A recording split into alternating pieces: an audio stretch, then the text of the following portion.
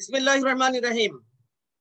আমি ডক্টর মোহাম্মদ হায়দার আলী প্রামাণিক, সহযোগী অধ্যাপক, বাংলা বিভাগ, Dhaka residential model college. Dhaka residential model কলেজের দ্বাদশ শ্রেণীর সুপ্রিয় শিক্ষার্থীদেরকে বাংলা দ্বিতীয় পত্রের আজকের পাঠে স্বাগতম।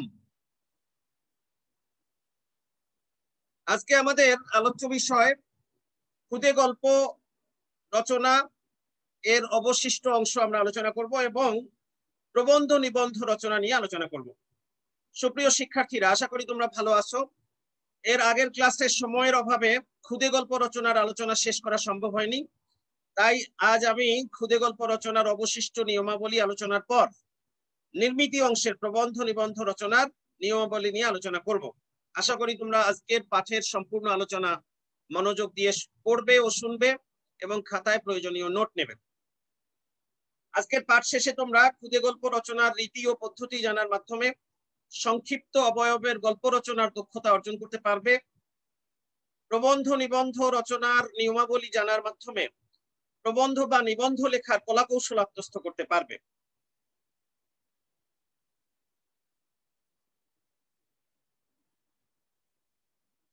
খুদে গল্প রচনা সম্পর্কে আমরা আলোচনা করেছি, সামান্য একটু আলোচনা বাকি আছে। আমি তোমাদের এই নিয়মাবলীতে আবার যাচ্ছি, দেখো, মনোযোগ দাও, এই জায়গাটুকু আমরা একটু আলোচনা করে নেই। খুদে গল্প, তোমরা জানো যে খুদে গল্প কি একটি ক্ষুদ্র আকৃতির গল্প, তাই না? যে অল্প পরিসরে বা স্বল্প পরিসরে অল্প অবয়বের মধ্যে গল্পের কাঠামোটি কি ফুটিয়ে তুলতে হয় এবং সেটি অত্যন্ত দক্ষতার ব্যাপার, যোগ্যতার ব্যাপার। যে গল্পের যে বৈশিষ্ট্যটা কি, যে মানুষের জীবনের বিচিত্র ঘটনা কি আছে, তো এই বিচিত্র ঘটনা থেকে গল্পকার কি করেন, খুদে গল্পকার বা গল্পকার একটি ঘটনা বেছে নেন। মানুষের জীবনের বিচিত্র ঘটনা থেকে একটি ঘটনা বা একটি কাহিনীকে বেছে নেন, একটি দিককে বেছে নেন, নেওয়ার পরে সেটিকেই কি স্বল্প পরিসরে ফুটিয়ে তোলেন। মানুষের জীবনের সামগ্রিক ঘটনাবলী উপন্যাসে উপস্থাপিত হয় বা উপন্যাসে শিল্পিত হয়, কারণ উপন্যাস কি বিশাল অবয়বের সাহিত্য এবং উপন্যাসে মানুষের জীবনের বিচিত্র বিষয় উপস্থাপন করা সম্ভব এবং অসংখ্য চরিত্রের সমাবেশ ঘটানো সম্ভব। কিন্তু ছোট গল্পে কিংবা খুদে গল্পে সেটা সম্ভবপর নয় এবং এ কারণে গল্পকার স্বল্প পরিসরে মানুষের জীবনের একটি বিশেষ দিককে কি ফুটিয়ে তোলেন, একটি বিশেষ দিকের প্রতি ইঙ্গিত করেন এবং গল্পকারের এটাই কি বৈশিষ্ট্য। তো এ কারণে খুদে গল্পে সেই একটি দিকেরই বিবরণ আরো ক্ষুদ্র পরিসরে কি রচনা করার দায়িত্ব গল্পকারের। তো এ কারণে খুদে গল্প রচনার ক্ষেত্রে গল্পকারকে অনেক বেশি দায়িত্ব সচেতন থাকতে হয়। গল্পের পরিসর যেমন বেশি বড় করা যায় না, তেমনি অনেক বেশি চরিত্রের সমাবেশও ঘটানো যায় না, কিন্তু তারপরও কি গল্পের বৈশিষ্ট্য যেন পরিস্ফুট হয়। গল্পের বৈশিষ্ট্য কি? প্রথম বৈশিষ্ট্য বললাম যে মানুষের জীবনের একটি বিশেষ দিককে কি সেখানে শিল্পিত করার ব্যবস্থা করা হয়। আর দ্বিতীয়ত, সেখানে চরিত্রের যে অন্তর্জগৎ বহির্জগৎ সেটা পুঙ্খানুপুঙ্খ বিশ্লেষণ কি ছোট গল্পে সম্ভবপর হয় না। শুধু প্রধান চরিত্রকেই বিশেষভাবে পরিস্ফুট করা হয়। অপ্রধান চরিত্র যারা আসে 2-4-5 জন, হ্যাঁ, তারা শুধু প্রধান চরিত্রকে বিকশিত করার জন্য বা গল্পের যে কাহিনী সেখানে কি অবদান রাখার জন্য তারা কি সাময়িকভাবে আসে আবার চলে যায়, কিন্তু প্রধান চরিত্র প্রথম থেকে শেষ পর্যন্ত উপস্থিত থাকে। এভাবে গল্পটি রচিত হয় এবং গল্পকার গল্পের মধ্যে যে বক্তব্য পরিস্ফুট করতে চান, যে জীবন দর্শন প্রতিফলিত করতে চান, সেটি কি গল্পের শেষে গিয়ে পাঠক বা শ্রোতা কি বুঝতে পারে এবং গল্পের শেষে গিয়ে অনুভূতিটা এমন হয় যে শেষ হয়েও হইল না শেষ। রবীন্দ্রনাথ ঠাকুরের যে গল্প বর্ষা যাপন কবিতায় ছোট গল্পের সংজ্ঞা, সেই ছোট গল্পের সংজ্ঞা শেষে কি এই ধরনের একটি অংশ আছে যে শেষ হয়েও হইল না শেষ, অর্থাৎ একটা অতৃপ্তির বেদনা নিয়ে, একটা অতৃপ্তির অনুভূতি নিয়ে কি গল্পটি শেষ হবে। তো তাহলে গল্প যেহেতু স্বল্প অবয়বের একটি শিল্প, এ কারণে মানুষের জীবনের সামগ্রিকতা এখানে আসবে না, এবং গল্পের শেষাংশে গিয়ে মানুষ কি ওই কাহিনীর বা ওই মানুষের জীবনের যে অন্তিম পর্যায়ে বা পরিণতি, সেটাও কি পরিপূর্ণভাবে বুঝতে পারবে না। একটা অতৃপ্তির বেদনা নিয়ে, অনুভূতি নিয়ে গল্প থেকে কি তিনি বিদায় হবেন। তো এই হলো ছোট গল্পের বৈশিষ্ট্য, এবং এই ছোট গল্পের এই বৈশিষ্ট্যই ক্ষুদে গল্পেও যেন পরিস্ফুট হয়, সে বিষয়ে কি ক্ষুদে গল্পকারকেও সচেতন থাকতে হয়। তো দেখো, একটি সার্থক ক্ষুদে গল্প রচনার ক্ষেত্রে নিম্নলিখিত নিয়মাবলী অনুসরণ করা যেতে পারে। 1, প্রশ্নে ক্ষুদে গল্পের শিরোনাম দেওয়া থাকলে সেই শিরোনাম উপরে লিখে গল্প রচনা শুরু করতে হয়। কি বলা হয়েছে, যে যদি কোনো গল্পের শিরোনাম দেওয়া থাকে, অর্থাৎ গল্পের নাম দেওয়া থাকে প্রশ্নে, সেই প্রশ্নের নামটি কি গল্পের শিরোনাম হিসেবে ব্যবহার করতে হবে।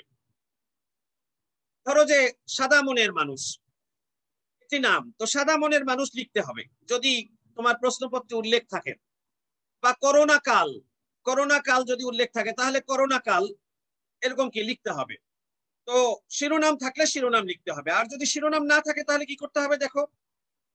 আর গল্পের শিরোনাম দেওয়া না থাকলে এবং গল্প সংকেত দেওয়া থাকলে, গল্প সংকেত বলতে গল্পের ইঙ্গিত যদি দেওয়া থাকে, 1, 2, 3টি বাক্য কি দেওয়া থাকে, তারপরে কি ডট চিহ্ন থাকে, ডট ডট ডট, অর্থাৎ কি, অর্থাৎ গল্পটি শুরু করে দেওয়া থাকে প্রশ্নে, এবং তারপরে কি অবশিষ্ট অংশ তোমাকে লিখতে হবে। তো অতএব গল্পের শিরোনাম দেওয়া না থাকলে আর গল্প সংকেত বা গল্পের ইঙ্গিত দেওয়া থাকলে তাকে ভিত্তি করে একটি উপযুক্ত কাহিনী ভেবে নিয়ে তাৎপর্যপূর্ণ ও সুপরিমিত শিরোনাম ব্যবহার করতে হবে।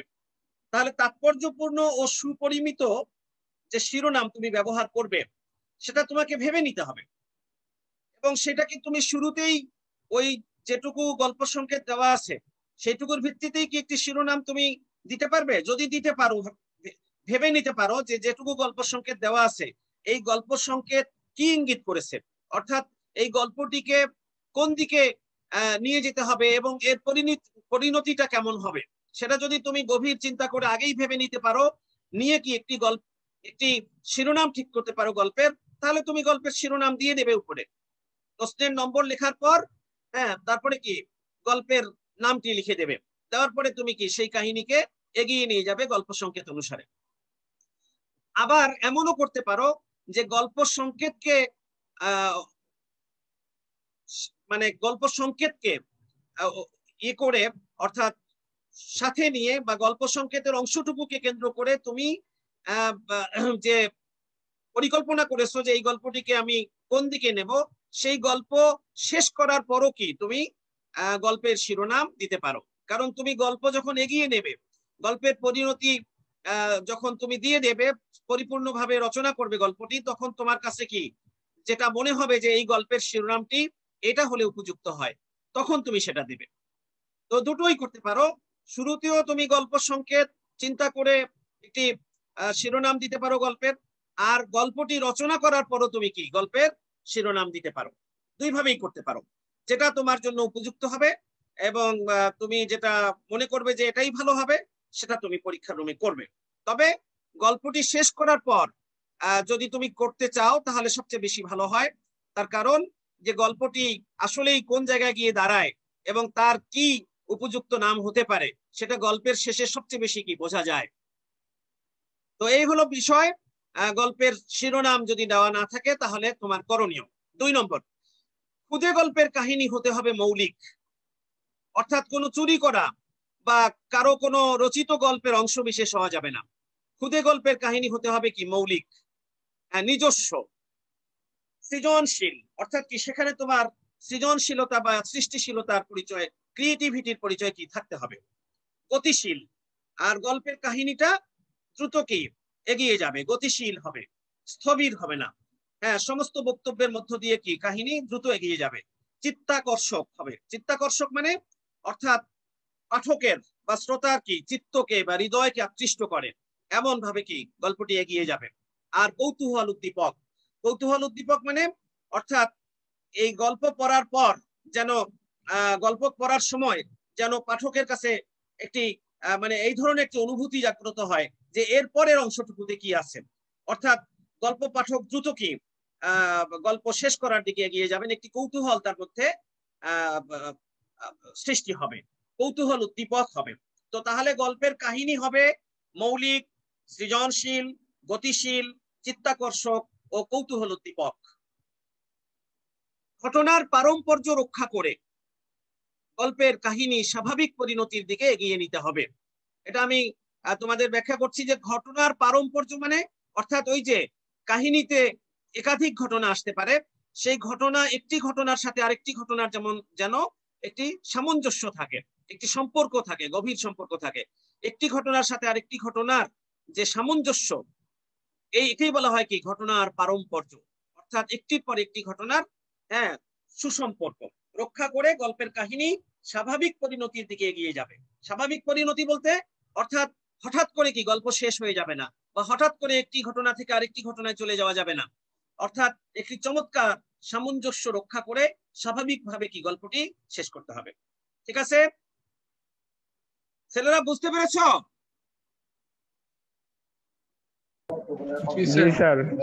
3 নম্বর দেখো, গল্পের শুরু থেকে শেষ পর্যন্ত প্রধান চরিত্র উপস্থিত থাকবে। এটা আগেই আমি বলেছি, গল্পের শুরুর অংশে বা মাঝে তার মৃত্যু ঘটানো যাবে না, অর্থাৎ অন্যান্য চরিত্র চলে যেতে পারে, প্রথমে এসে 2-1জন চরিত্র ভূমিকা রেখে চলে যেতে পারে, মাঝখানে এসে চলে যেতে পারে, শেষেও চলে যেতে পারে অপ্রধান চরিত্রগুলো, কিন্তু প্রধান চরিত্র প্রথম থেকে শেষ পর্যন্ত উপস্থিত থাকবে।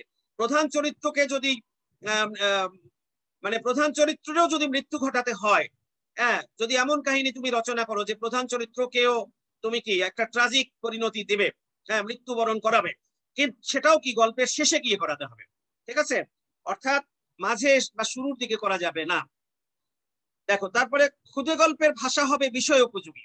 ক্ষুদে গল্পের ভাষা হবে বিষয় উপযোগী, অর্থাৎ যে বিষয়ের উপরে তুমি ক্ষুদে গল্পটি রচনা করছো সেই বিষয়ের উপযুক্ত ভাষা রচনা করতে হবে। যদি এমন হয় যে তুমি খুবই উচ্চবিত্ত পরিবারের, যারা কিনা যে ধরো যে এলিট পার্সন, যারা কি বলবো যে বিলাস ব্যসনে মত্ত থাকে, ওই ধরনের কোন পরিবারের একটি কাহিনী রচনা করছো ক্ষুদে গল্পে, তাহলে তারা যেভাবে জীবনযাপন করে তাদের স্টাইল অনুযায়ী কি ভাষা হবে, অর্থাৎ তারা যেভাবে কথা বলে ঠিক সেভাবে কি বাংলা ইংরেজি মিশ্রিত হতে পারে, বা অন্যরকম ভাবে কথার যে স্টাইল আছে তাদের, সেই স্টাইল ফলো করতে হবে এখানে, বিষয় উপযোগী ভাষা। আবার যদি ধরো যে একেবারেই খেটে খাওয়া মানুষদের, শ্রমজীবী মানুষদের, রিক্সাওয়ালাদের জীবন হয়, কিংবা বস্তিবাসীদের জীবন এখানে তুমি রচনা করছো, তাহলে কি তাদের ভাষাটি এখানে আনতে হবে, তারা ঠিক যে ভাষায় কথা বলে ঠিক সে ভাষায় কি তাদের সংলাপ দিতে হবে সবকিছু। দেখো চরিত্র উপযোগী ভাষা, ওই যে একই বিষয়, বিষয় উপযোগী ভাষা হতে হবে, চরিত্র উপযোগী। একই গল্পে কি উচ্চবিত্ত, উচ্চশিক্ষিত, নিম্নবিত্ত, নিম্ন শিক্ষিত মানুষ থাকতে পারে একই গল্পে।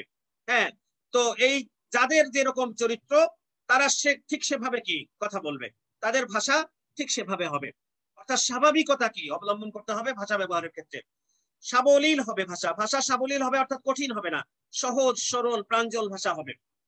আর শিল্পগুণ সম্পন্ন ভাষা হবে। শিল্পগুণ সম্পন্ন মানে অর্থাৎ কি শব্দ চয়ন, বাক্য গঠন, এগুলোর মধ্য দিয়ে কি একটা শিল্পের কি বলবো যে চমৎকারিত্ব ফুটে উঠবে। সেটি কি, যেমন শিল্প বলতে কি বোঝো, অর্থাৎ সাহিত্যের শিল্প, উপমা, উৎপ্রেক্ষা, রূপক, সমাশক্তি, উন্নাশক্তি এরকম থাকে। তারপরে হলো কি বলবো যে অনুপ্রাস, অর্থাৎ শব্দের ব্যবহারের এক ধরনের কি সৌন্দর্য, এগুলো যেন গল্পে আসে, তাহলে গল্প আরো চমৎকার হবে।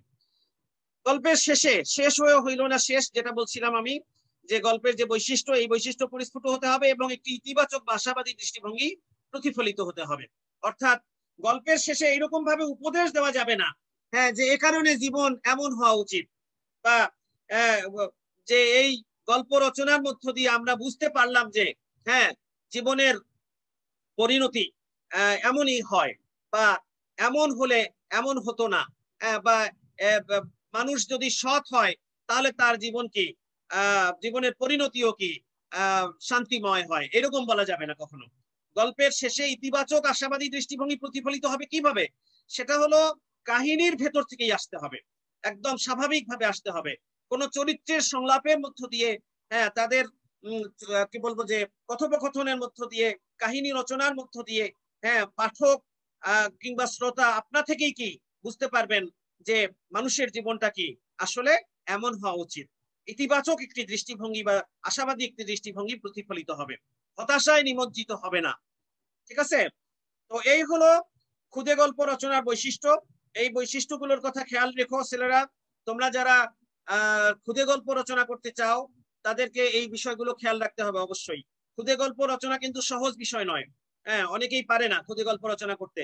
অর্থাৎ সার্থকভাবে গল্পটিকে এগিয়ে নিয়ে গিয়ে কাঙ্ক্ষিত সমাপ্তি বা পরিণতি এনে দিতে পারে না। ফলে এই ক্ষুদে গল্প রচনা করে 10-এর মধ্যে কি 5 পায় কিংবা আরো কম নম্বর পায়। সেক্ষেত্রে যেহেতু তোমাদের ক্ষুদে গল্প রচনার আরেকটি বিকল্প প্রশ্ন থাকবে সংলাপ রচনা, এ কারণে সংলাপ রচনার বিষয় যদি সহজ হয় আর সংলাপ রচনা যদি সুন্দর করে তুমি উপস্থাপন করতে পারো, আমি গত ক্লাসে সংলাপ রচনার যে নিয়মাবলী বলেছি ঠিক সেগুলোকে মনে রেখে সংলাপ রচনা যদি করতে পারো, তাহলে তুমি কি সেখানে 10-এর মধ্যে অন্তত 8 বা 7 বা 8 পাবে। তো সংলাপ রচনা অপেক্ষাকৃত সহজ, কিন্তু যাদের ধরো যে তোমাদের সৃজনশীলতা আছে, সৃজনশীল প্রতিভা আছে যাদের, তোমরা যারা লেখালেখি করো এবং কল্পনা শক্তি আছে, ভাষা দক্ষতা আছে, তারা কি ক্ষুদে গল্প রচনা করলেও ভালো নম্বর পাবে। তো এটা তোমরা বিষয়বস্তু দেখে এবং তোমাদের নিজেদের যোগ্যতার কথা বিবেচনা করে তোমরা সেটা করবে। ঠিক আছে ছেলেরা? তাহলে আমরা এখন ক্ষুদে গল্প শেষ করলাম, এখন আমরা প্রবন্ধ রচনায় চলে যাই। দেখো, মনোযোগ দাও ছেলেরা। প্রবন্ধ রচনা, সুপ্রিয় শিক্ষার্থীরা, তোমরা জানো সাহিত্যের অন্যতম গুরুত্বপূর্ণ শাখা হলো প্রবন্ধ বা নিবন্ধ। প্রবন্ধ বা নিবন্ধের মাধ্যমে জ্ঞানের বিভিন্ন বিষয়ের আলোচনা, পর্যালোচনা ও ব্যাখ্যা বিশ্লেষণ ছাড়াও গবেষণামূলক বিষয়াদি উপস্থাপন করা হয়ে থাকে। প্রবন্ধ বা নিবন্ধ হলো কি মননশীল বিষয় চর্চার বা মননশীল সাহিত্য চর্চার বিষয়। প্রবন্ধ এবং নিবন্ধের মধ্যেই মূলত কি জ্ঞানের বিষয়গুলো আলোচিত হয়ে থাকে। তো কারণ কি, তোমরা যে এই বিভিন্ন গবেষণামূলক বই পড়ো বা বিভিন্ন কি বলবো যে চিন্তাশীল ব্যক্তির বইপত্র পড়ো, সেগুলো বিশেষত কি প্রবন্ধের ভঙ্গিতেই লেখা এবং সেভাবেই কি তারা রচনা করেছেন গদ্য ভাষায়। এবং জ্ঞানের বিচিত্র বিষয় প্রবন্ধ শিল্পের মধ্যে বা সাহিত্যের মধ্য দিয়েই কি আমাদের কাছে চলে আসে। তো দেখো, প্রবন্ধ ও নিবন্ধ প্রায় সমার্থক হলেও উভয়ের মধ্যে কিছুটা বৈশিষ্ট্যগত পার্থক্য রয়েছে। প্রবন্ধ শব্দটির ইংরেজি প্রতিশব্দ হলো এসে বা আর্টিকেল। প্রবন্ধ শব্দের ইংরেজি প্রতিশব্দ কি? এসে বা আর্টিকেল। বাংলায় এর ব্যুৎপত্তি গত অর্থ হলো প্রকৃষ্ট রূপে বন্ধন। প্রকৃষ্ট রূপে বন্ধন। এই যে প্রবন্ধ, এই শব্দটির সৃষ্টি হয়েছে কি বন্ধ, বন্ধ ধাতু থেকে। বন্ধ নামে একটি ধাতু বা ক্রিয়ামূল, এবং সেই বন্ধ ধাতুর পরে একটা প্রত্যয়, স্নো প্রত্যয়। স্নো, তোমাদের প্রকৃতি প্রত্যয় যখন আমরা পড়াবো তখন দেখবে যে তোমরা 19-এও পড়েছো স্নো প্রত্যয়, যেমন মনুযোগ স্নো, মানব, এরকম। তো স্নো প্রত্যয়ের অ অবশিষ্ট থাকে, অ মানে স্বরেয়। এই স্বরেয় বন্ধ যোগ স্বরেয় বন্ধ, এর আগে আবার প্র উপসর্গ যোগ করে করা হয় প্রবন্ধ। তাহলে প্রকৃষ্ট রূপে বন্ধন অর্থাৎ কি উত্তম রূপে বন্ধন। কিসের বন্ধন? উত্তম রূপে বন্ধনটা কিসের বন্ধন? এই যে এ বন্ধন সুনির্দিষ্ট বিষয় কেন্দ্রিক ভাবগত ভাষাগত বন্ধন।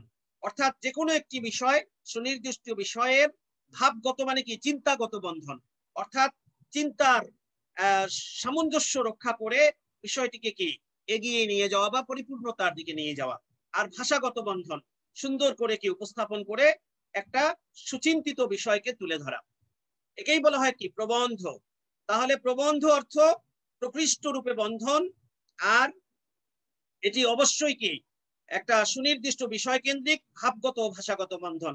তাই বলা যায় যে কোনো বিষয়ে পূর্বাপর সঙ্গতিপূর্ণ। খেয়াল করো, পূর্বাপর সঙ্গতিপূর্ণ মানে পূর্ব থেকে পর পর্যন্ত একটা কি সামঞ্জস্যপূর্ণ হতে হবে, বিষয়টার ক্রমবিকাশ সামঞ্জস্যপূর্ণ হতে হবে, পূর্বের সাথে পরের একটা কি পারম্পর্য বা সামঞ্জস্য থাকতে হবে, যুক্তিপূর্ণ ভাষা উপস্থাপন করতে হবে। বিষয়বস্তু যখন তুমি উপস্থাপন করবে সেগুলো অবশ্যই যৌক্তিক হতে হবে। আর বিশেষ রীতিতে রচিত গদ্য রচনাকে প্রবন্ধ বলে। তাহলে প্রবন্ধের আমরা সংজ্ঞাটা এভাবে দিতে পারি হ্যাঁ, যে কোনো বিষয়ে পূর্বাপর সঙ্গতিপূর্ণ, যুক্তিপূর্ণ ও বিশেষ রীতিতে রচিত গদ্য রচনাকে প্রবন্ধ বলে। এই প্রবন্ধের যে বিষয়গুলো মানে বৈশিষ্ট্যগুলো, এগুলো খেয়াল রেখো। দেখো, অপরদিকে নিবন্ধ, প্রবন্ধ, নিবন্ধ এই দুটার মধ্যে কিন্তু সামান্য পার্থক্য আছে। অনেকেই কিন্তু প্রবন্ধকে রচনা বলে, রচনা, যে অমুক বিষয়ে একটি রচনা লেখো, হ্যাঁ, বলে পাঠ সম্পর্কে একটি রচনা লেখো। রচনা মানে প্রবন্ধ নয়, রচনা মানে লেখা। রচনা মানে লেখা, রচনা করো মানে কি, লেখো।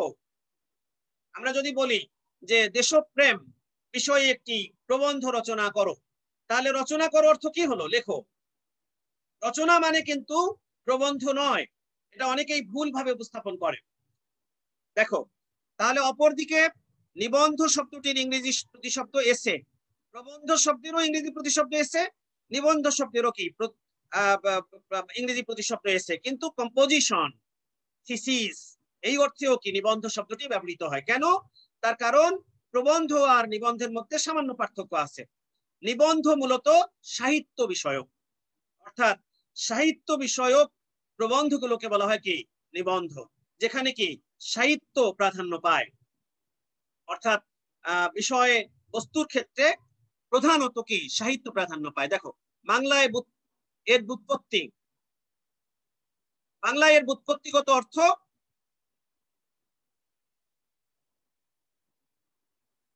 আবার কি হলো,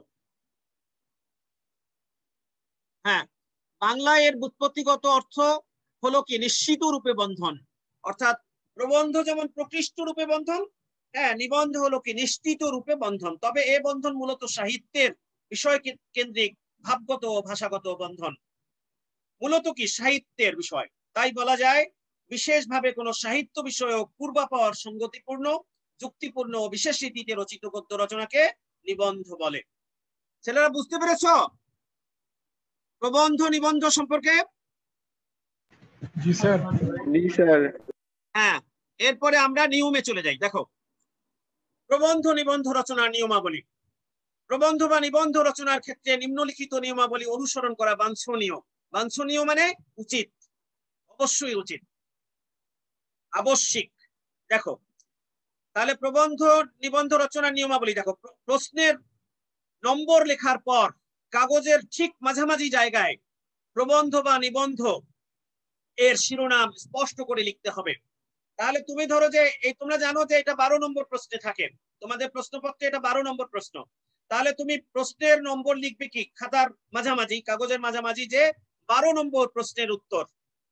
12 নম্বর প্রশ্নে 5টা প্রশ্ন থাকবে, 5টা রচনা থাকে, তোমরা জানো। এই 5টা রচনার মধ্যে যে রচনার তুমি উত্তর লিখবে, সেটা যদি ক নম্বর, খ নম্বর, গ নম্বর যেটাই হোক, তাহলে 12 লেখার পরপরই কি ব্র্যাকেটে সেটা দিয়ে দিবে, ক বা খ বা গ।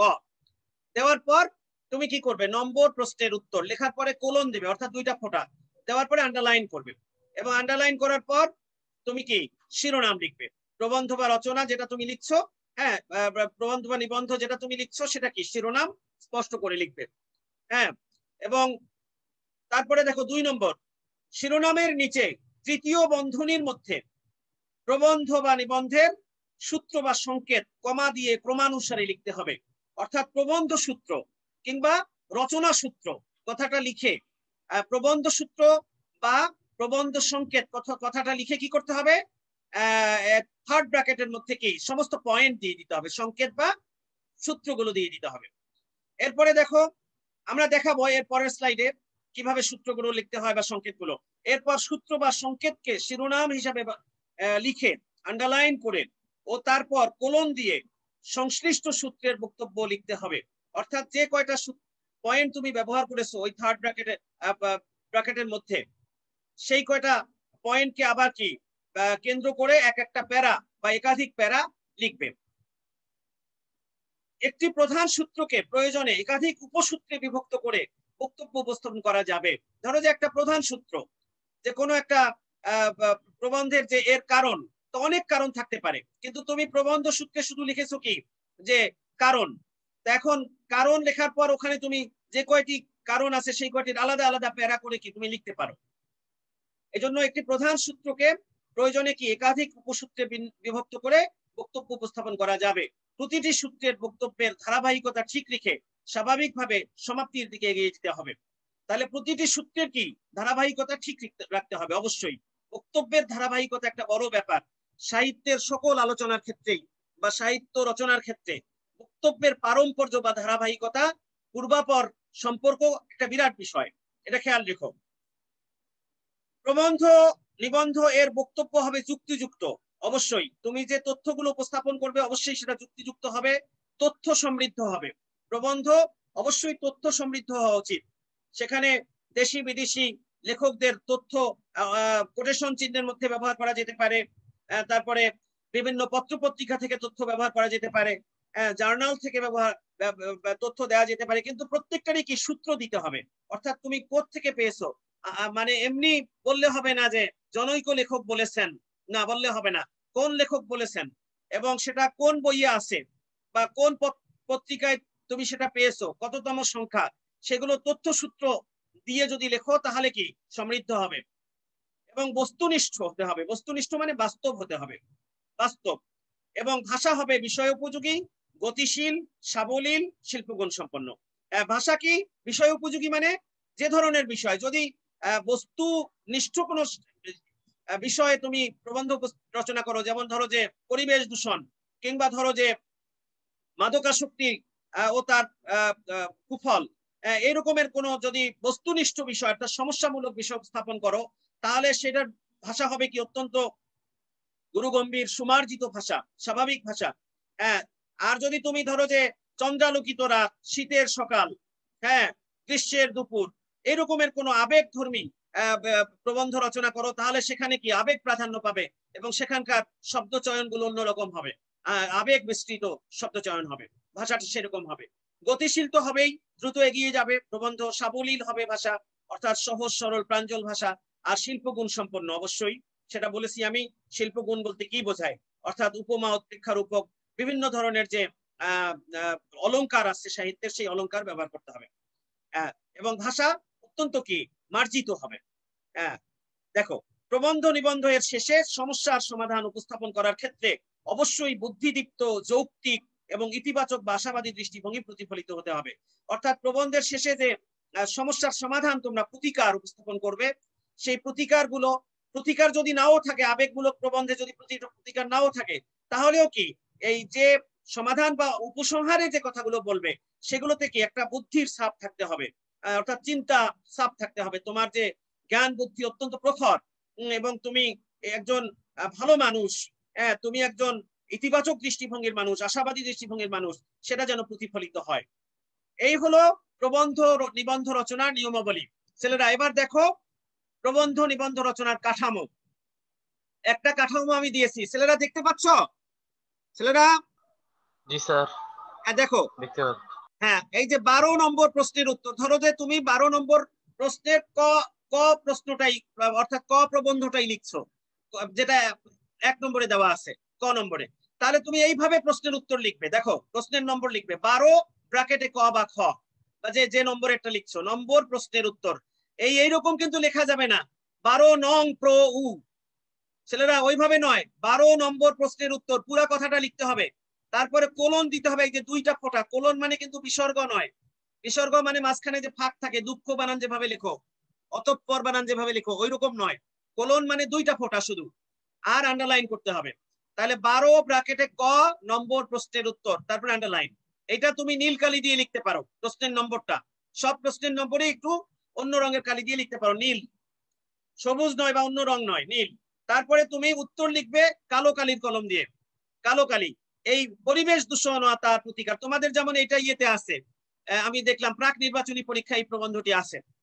তো এটা আমি নিলাম এ কারণে এখানে উদাহরণ হিসাবে, যে পরিবেশ দূষণ ও তার প্রতিকার, এটা একটু বড় করে লিখবে, কারণ এটা যেহেতু শিরোনাম, এটার আর আন্ডারলাইন করার দরকার নেই, ঠিক বড় করে লিখলেই হবে।